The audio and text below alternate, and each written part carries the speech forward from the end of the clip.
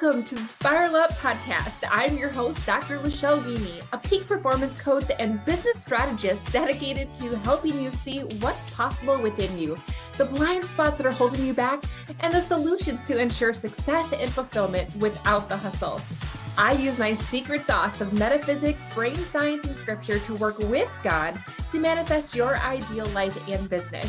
If you're ready to create massive forward momentum in your business and bust through the blocks that drag you down, join me on the Spiral Up journey and create the clarity, confidence, and consistency to become the CEO that lives your life by design.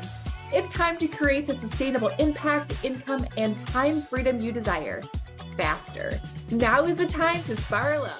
Hey friends, thanks so much for joining me inside of the Spiral Up podcast. I'm your host, Dr. Lachelle Weemy, and today you guys get a chance to celebrate a really big win inside of the Weemy household. You see, my 8th grade son had a pretty big goal that he wanted to set for himself this track season, and as he finished up the end of his 8th grade year, he accomplished his personal record. He wanted to run the 1 mile in less than 5 minutes, and that little stinker did it, and we're so stinking proud of him. But I also wanted to just, in alignment with that celebration, give you guys this really cool alignment of how his goal really does line up with what I teach regarding manifesting. And so it's really great to be able to use him as an example of what we can accomplish in our lives if we just follow the 3 simple steps that it takes to manifest, to co-create with God. All right. Now I say 3 simple steps, but let's just be real, right? Sometimes easy is not equal simple. Something that is very simple is really hard for us to execute sometimes. And I want to just give you some hope and some clear steps that you can take inspired by his journey to get you there faster. All right.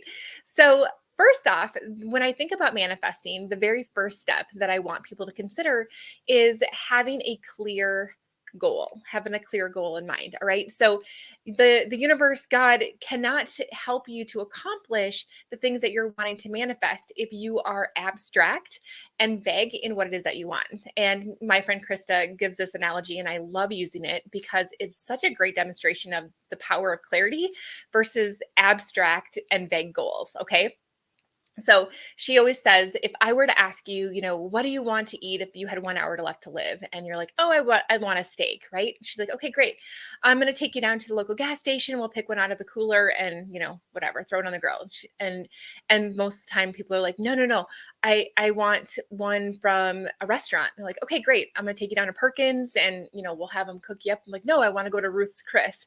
And like, okay, great. I'm going to cook up a steak for you at Ruth's Chris. It's going to be medium well. And let's just go ahead and throw some onions and some mushrooms on it. And people are like, no. I want it medium rare. And I want it without all that stuff. And I want a baked potato, right? Like if you are not specific, like, hey, I want a steak, or hey, I want it at a restaurant, or hey, you're not telling them how you want it cooked, then you're going to get that vague, arbitrary thing or nothing at all. And so it wasn't his goal to just become a better runner. He wanted to make his mile in less than 5 minutes, guys. He wanted it to be sub 5, which was huge and very, very specific. And so that was the first step of this manifesting, was him having a very clear desire. Okay. Second simple step is to believe that it's possible. You have to believe that it's possible. In fact, your belief has to be so solid that you just expect that it's going to happen. You just maybe don't know when or how, but you just expect that it's going to happen. And you are already in gratitude, and you already are thankful that it's going to happen. And it was really cute because he would tell me in the mornings before his meets, he's like, Mom, I prayed that God would help me, make this happen. And that I just want to run my best. And this is, what I'm hoping is going to happen. And one of the things that is really a stumbling block for many of us, right, is either we doubt that it's actually possible, or we try to force things. And this is where flow comes in, because you have to recognize that, yes, it's going to happen. Maybe this meet maybe next meet, maybe next season, but it's going to happen. It's this expectation and the belief that it's on its way to you, or that, it's in your future. You just haven't realized it yet. But then you let go of that outcome. And what I tell him is like, it's awesome that you tell God exactly what it is that you want and you ask him for his help. And then you just trust that he's taking care of his end and you have to take care of yours, meaning that you need to do your prayerful best. So at the end of today, honey, if you did not put in your very best effort, it's not going to happen, right? You put in your prayerful best, you get out there and you give it your all. And that means that if it doesn't happen, then this is exactly the way that God intended it to happen, knowing that it's coming, it's just not today. So it doesn't matter if it's a big goal that you have professionally. It doesn't matter if it's sales. It doesn't matter if it's me talking to somebody in an exchange or a sales conversation. I expect that my business is going to meet certain goals. I expect that I'm going to be making an impact in ways, but I cannot have so much pressure or expectation on any one situation or any one person, because that's where the desperation comes in. It's literally just allowing yourself to know that you did your prayerful best, and you expect that it's on its way to you or is happening. It just, you don't know if it's this person or that person or the how. You just are expecting that it's going to happen, knowing that you did your prayerful best, knowing that you believe, knowing that you trust, knowing that you have faith, and then you allow yourself to get into that flow. And so at the end of the day, if our goals aren't met in that specific situation or that specific person or that specific day, we can allow ourselves the grace to just celebrate the way that we are able to have gratitude, and then allow for us to just trust that whatever it is, it's still coming, it's still on its way. And we're going to continue to do our prayerful best, letting go and releasing of all the how. Okay. Now, the other thing that I want to mention when it comes to belief is that, he's like, oh, Mom, this is my last meet, and I really hope that this happens and all the things. And I'm like, dude, here's the deal.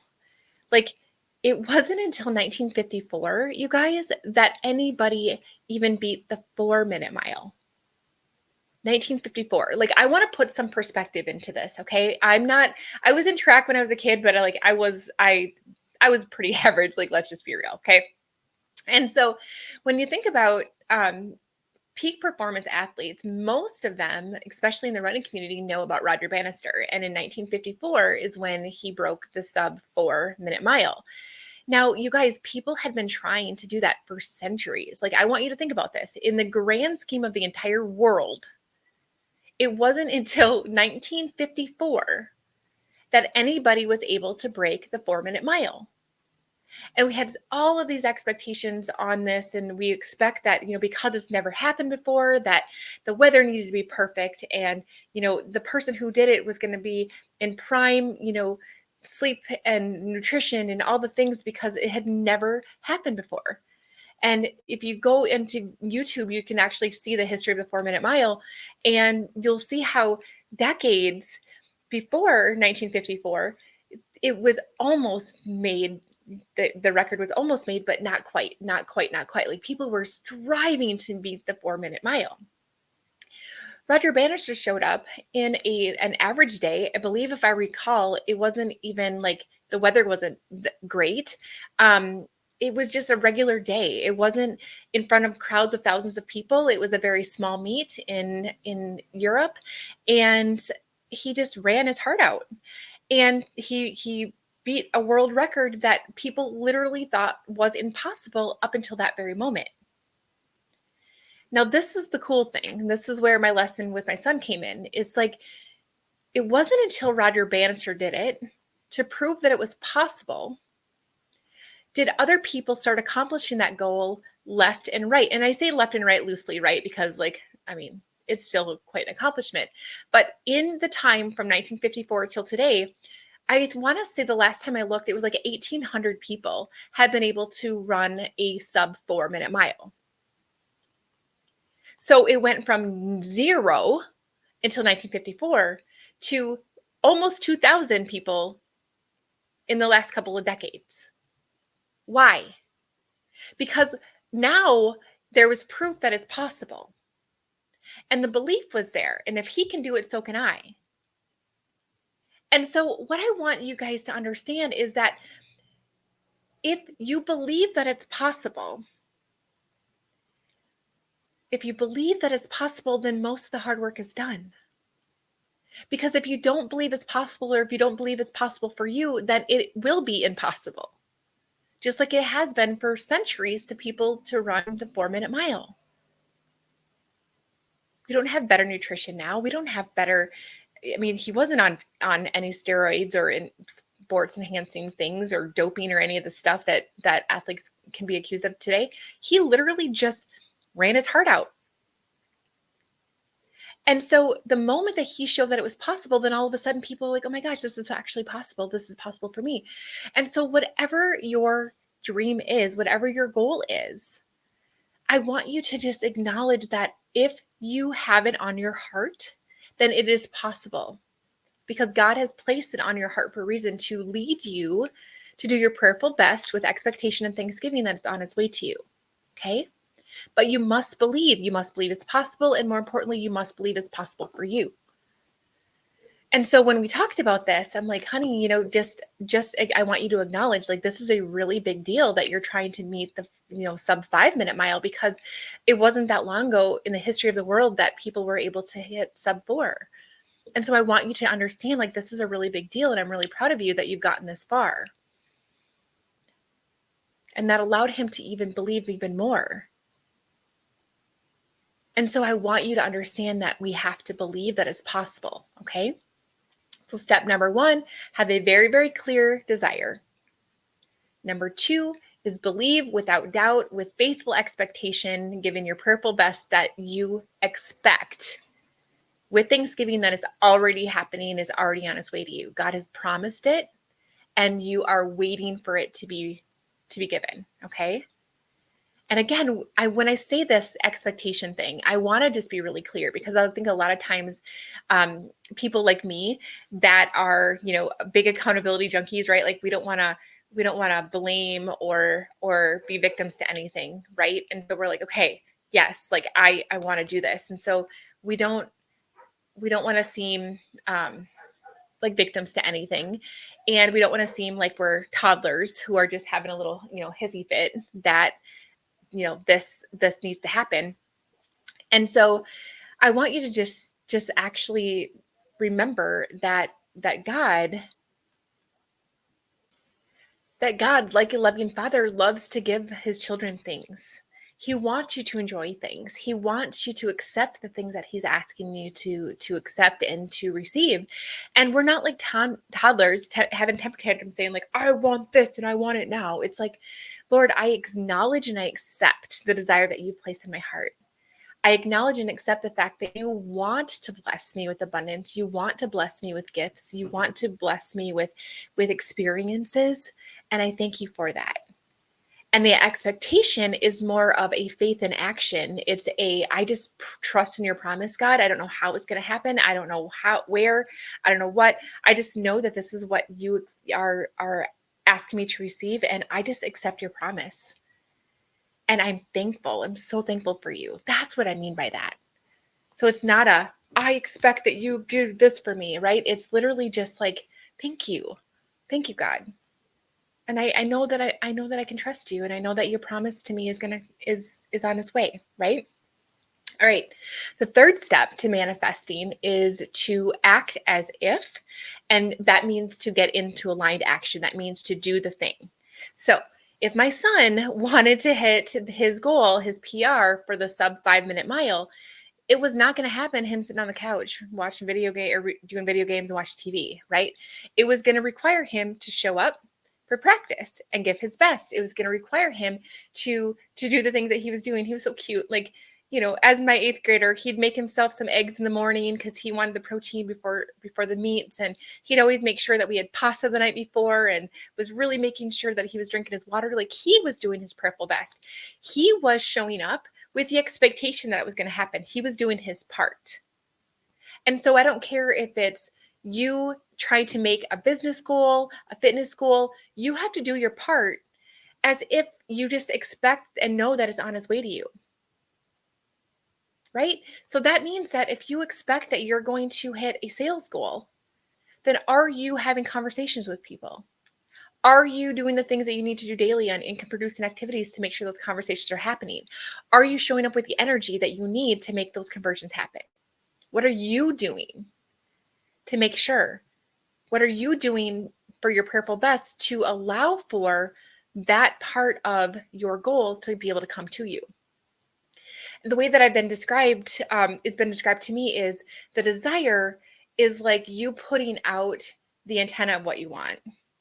And the belief that is on its way to you is the magnet that draws it to you. But it's the acting as if it's the taking inspired action that allows you to actually receive it. And all three of those steps are required for you to actually manifest what it is that you want. All right. Now, I hope that this helps. And, what I'm finding, you guys, is that these are very simple steps, and that I think a lot of us have goals and dreams. And I mean, you want to spiral up. That's why you're here, right? And I think that what I'm noticing more and more with conversations that I have, especially people who have gone through my foundations of success within my Spiral Up program, is that I really am onto something when I've noticed that there are 7 key foundations that when people are able to get root healing in these 7 key areas, these core 7 is what I'm calling them, it's like it unlocks the strategy, it unlocks the confidence, it unlocks the clarity, it unlocks the consistency, it unlocks the courage that people need to make any strategy happen. And so if you're listening to this story and you're like, you know what, I really don't have the clarity around my desire, I really don't know exactly what I need to do, that's going to stall your progress. If you're maybe like, Lachelle, I would love to believe, but I just can't. It's just, I've been burned too many times, or people around me are not seeing success, so I don't have the belief in myself, then that's something we need to work on at the core. There might be subconscious programming things that we need to work on. There might be some trauma things that we need to release. It might be just that you need to learn some tools to reprogram your brain with neuroplasticity. And then lastly, it's the doing. It's the taking action. It's the knowing that you need to do your prayerful best, and you are disorganized, or you don't know what that action's supposed to be, or you just are overwhelmed, and so it's completely paralyzed you and stalled you. Those things are foundationally impacting your success. And I want to make sure that you understand that there are tools that are available to you to help you to get to the root cause of that, in order for you to see massive success on the long term, because you've finally taken care of the things that have been holding you back this whole time. Now, special announcement, I actually am right now currently open enrolling for my signature program, which is the Spiral Up Program Success Club. What that does is it gives you access to all of these self-paced modules, video modules, and workbooks that help you get through my 7 cores, to help you have that foundation that you can apply to any strategy, both personally and professionally, so that you can move the needle, have belief in yourself, have the clarity that you need for your purpose, for your business, knowing what you need to do, knowing how to show up with full confidence, to be able to have a life of ease and flow, because you learn to connect with God and your higher self and trust yourself.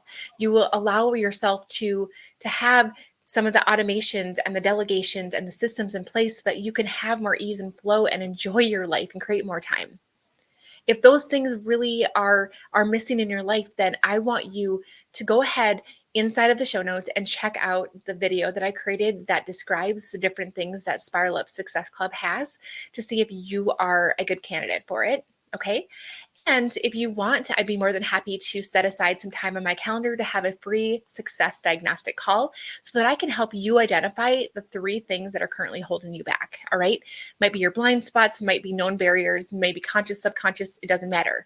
But I can help you to determine what the heck is holding you back so that we can get you going. All right. Success Club also has support with weekly coaching, accountability, support from collaborative business owners and other people who just honestly want to grow. And I would love to see you take advantage of this enrollment opportunity because the doors are going to be closing next week. And I want to make sure that you all get a chance to have access to that while we're still in enrollment process. So I hope that this helped a little bit. Congratulations, Cora and Max. I love you so much, kiddo. And I just really want to be able to celebrate your guys' wins as well. All right, you guys, I'll talk to you soon. See you next week. Bye, everybody. So much for listening. If you enjoyed this episode, be sure to subscribe and leave a review. Each honest review helps me spiral up so that I can serve you even better. Whether you're feeling a lack of impact, income, or time freedom, or perhaps you're just ready for massive momentum in your business, let's chat. Apply for a breakthrough call so that you can gain clarity, identify what's holding you back, and make a plan to spiral up. Head on over to im-lifebydesign.com/breakthrough or access the link in the show notes. For immediate support, log into our community, the Better Club. We focus on inspiration, tactical guidance, and support. This is a community that wants to be better, do better, and have better in life and in business, and we're going to help you do the same. Let's spiral up, friends.